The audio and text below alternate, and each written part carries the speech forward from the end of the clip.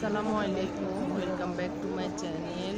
আমি আজকে আপনাদেরকে দেখাবো আমাদের নবী করিম সাল্লাল্লাহু আলাইহি ইসলামের মক্কার বাড়িটা।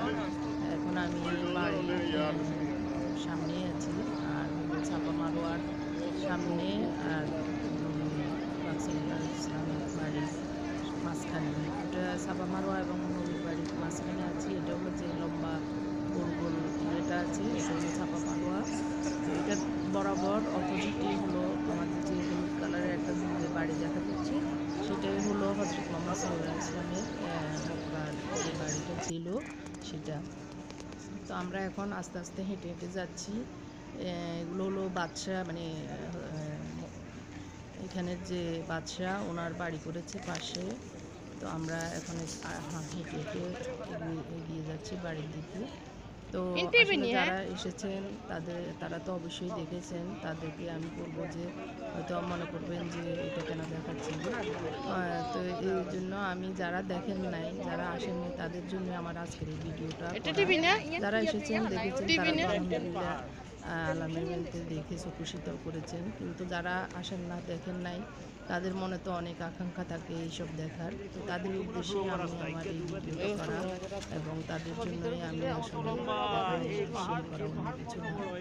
এখন এই যে দেখতে পাচ্ছেন সুড়ঙ্গ, এগুলো হচ্ছে মক্কাতে অনেকগুলো পাহাড়ের ভিতর দিয়ে সুড়ঙ্গ করে রাস্তা বের করে করা হয়েছে। এটা হলো আসলে পাথরের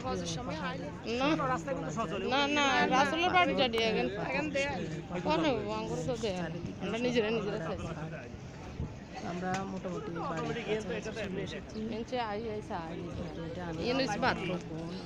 এটাই তো বাথরুম কেন, এটা বাথরুম আবুল হাবের। আমার হাজব্যান্ড তো অনেকবার এসেছে, উনি এগুলো দেখেছেন, জানেন। উনি আমাদেরকে দেখাচ্ছেন যে আমাদের রাসূলের বাড়িটা হচ্ছে এটা। এটার পাশেই বামে আমরা হেঁটে যাচ্ছি যে এটার বামে হচ্ছে আবুল আহাবের বাড়ি। এই যে যেটা সামনে এই যে টিভির মতো একটা অংশ দেখা যাচ্ছে, এটাই হলো আবুল আহাবের বাড়ি, যেটাকে এখন টয়লেট বানিয়ে রেখেছে। তো এটা হলো আবুল আহাবের বাড়ি, টয়লেট বানানো হচ্ছে। মানে যারা মুসলিমদের আচরণ করে তাদেরকে কীভাবে দুনিয়াতে লাঞ্ছিত বঞ্চিত করে রেখেছে।